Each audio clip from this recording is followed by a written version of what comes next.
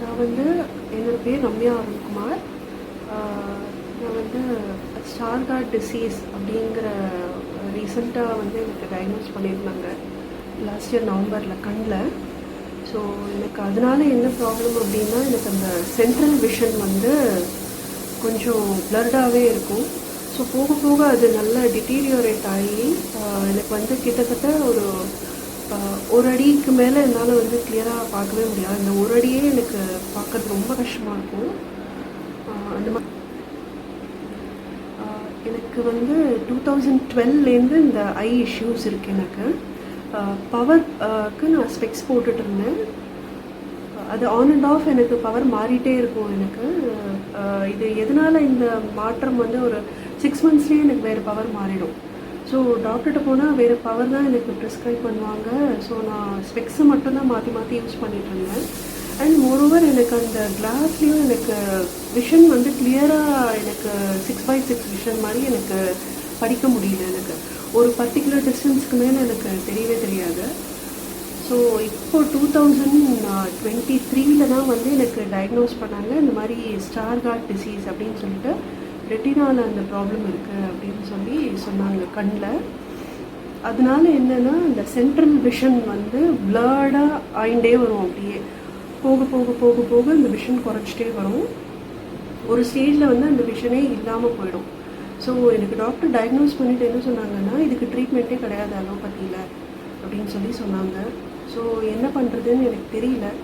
So என்ன options இருக்குது அப்படின்னும் என்னால் யோஜனை பண்ண முடியல. அப்போ இருந்த அந்த இதை கேட்ட அந்த ஸ்ட்ரெஸ்ஸில் என்னால் டிசைட் பண்ண முடியல.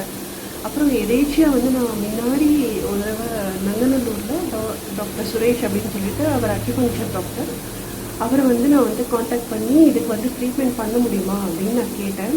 அவர் சொன்னார், இதில் வந்து அக்யூபங்க்சர்லேயே வந்து கொஞ்சம் இன்னும் அட்வான்ஸ் லெவல் ஆஃப் அக்யூபங்க்சரில் இது பண்ணலாம். நீங்கள் வந்து டாக்டர் எஸ்விஎஸ் மணியை வந்து நீங்கள் காண்டாக்ட் பண்ணி பாருங்கள், he may be able to help you அப்படின்னு சொல்லி அவர் எனக்கு கைட் பண்ணார். அவர் கைட் பண்ணதுக்கப்புறம் நான் இங்கே டாக்டர் எஸ்விஎஸ் மணிக்கிட்ட நான் இங்கே வந்தேன். எனக்கு ஃபர்ஸ்ட் 2 days நார்மலாக ட்ரீட்மெண்ட்லாம் பண்ணார் அவர். 3rd day எனக்கு வந்து அப்புறம் அக்யூகிராஃப் வந்து எனக்கு எடுக்க சொன்னார் டாக்டர். ஃபர்ஸ்ட் எனக்கு ஒரு ஹெசிடேஷன் இருந்தது. என்னோடய சுச்சுவேஷனால் என்னால் ஃபஸ்ட்டு எடுத்த உடனே அக்யூகிராஃப் பண்ண முடியல. அதுக்கப்புறம் நான் ஒரு மாதிரி அவர்கிட்ட வந்து, சரி சார் நான் எடுத்துக்கிறேன், எனக்கு வேண்டியது எனக்கு ரிசல்ட், அதனால நான் சரி எடுத்துக்கிறேன் அப்படின்னு சொல்லி நான் ஒரு மாதிரி ஒரு 50-50 தான் நான் வந்து அக்செப்ட் பண்ணியிருந்தேன். போத் எனக்கு வந்து ஃபினான்ஷியல் ஆஸ் வெல் அஸ் என்னோடய பர்சனல் இதுவும் இருந்தது. அதனால 50-50 தான் நான் அக்ரி பண்ணியிருந்தேன். அதுக்கப்புறம் அக்யூகிராஃப் எடுத்து பார்த்ததில் வந்து அக்யூட்டாக எனக்கு என்ன ப்ராப்ளம் அக்யூரேட்டாக எங்கே இருக்குது அப்படிங்கிறதெல்லாம் டயக்னோஸ் பண்ணி அந்த கிராஃபை வச்சு நான் கிளியராக எக்ஸ்பிளைன் பண்ணி சொன்னார்.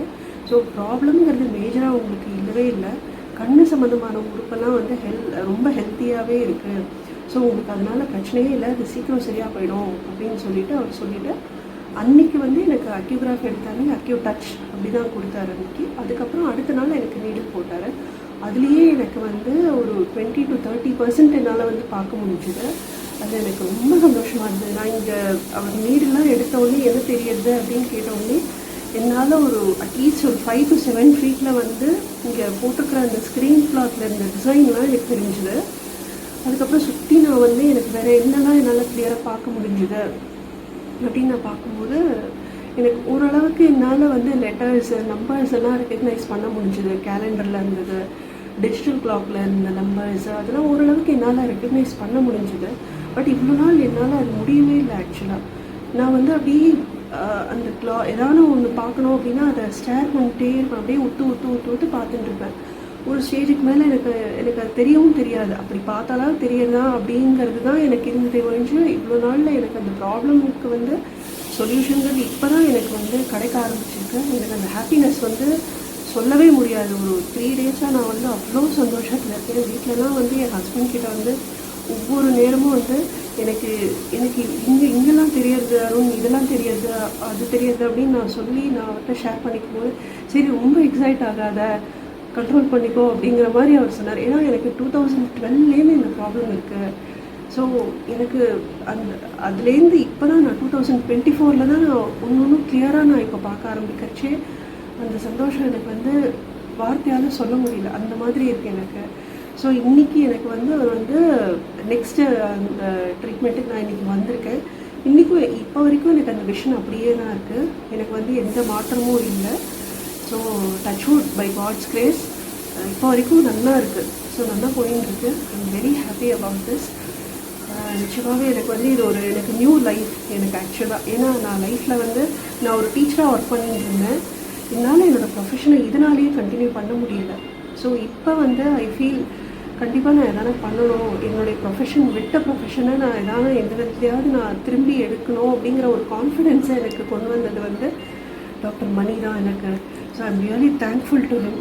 பை காட்ஸ் கிரேஸ் எனக்கு வந்து and I have to thank doctor Suresh also. அவர் தான் எனக்கு இவரை வந்து கைட் பண்ணி கொடுத்தார்.